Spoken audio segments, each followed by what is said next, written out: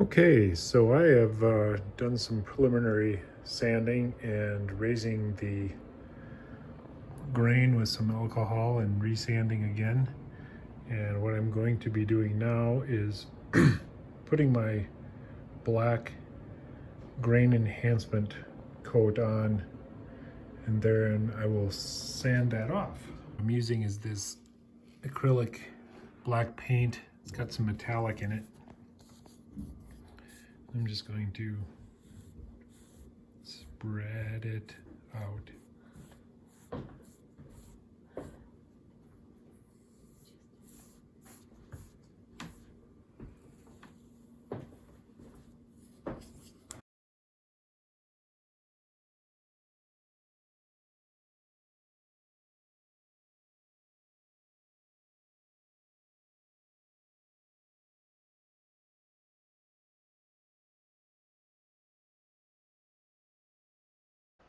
Well, I did some work on the neck, uh, mostly on the frets, getting the fret ends polished off and filed down. Did a little bit of the rounding of the edge of the fingerboard, as you can see, and those frets look a lot better than they were when they arrived. The nut I'm going to replace with a bone nut, so I'm going to take my try at carving my own nut.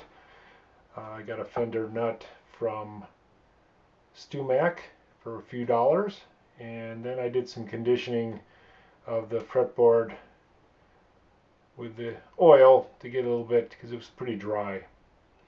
I also did some light sanding of the back of the neck. It was pretty smooth, but I smoothed it out a little bit more, and I'm hoping to stain it to look like roasted maple. So I'm going to get it a tint for that and see how it works. Well, to skip ahead a little bit, I decided to do some more some inlays into the body, and I plan on using epoxy, tinted epoxy. This shape is from the neck plate that I bought from a company out of Minneapolis, and I copied the stencil of the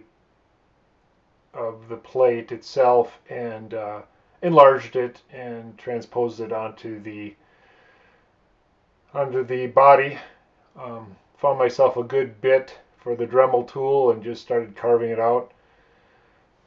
It probably only took me about 45 minutes to do all this, and I'm pretty pleased with the results. Next, epoxy. So a little skip ahead here on the epoxy work I've done.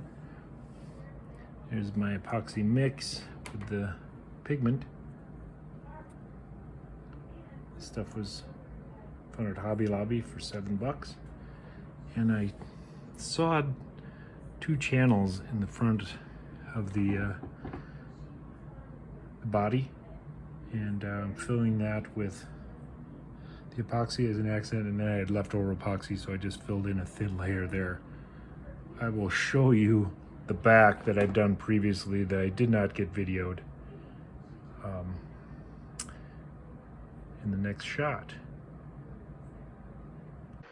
As you can see, it was pretty messy. Not using epoxy resin before, kind of ran everywhere. I got a feeling I'm going to have a problem during my staining with some of these areas taking on the stain now that the epoxy has gotten set in, but we'll see what happens. So a lot of fine sanding. Everything seems to be coming out pretty well. I'm pretty pleased with it. As you can see, the stripe looks pretty good. Nice sunny day to work outside. As you can see, I've completed my grain filling.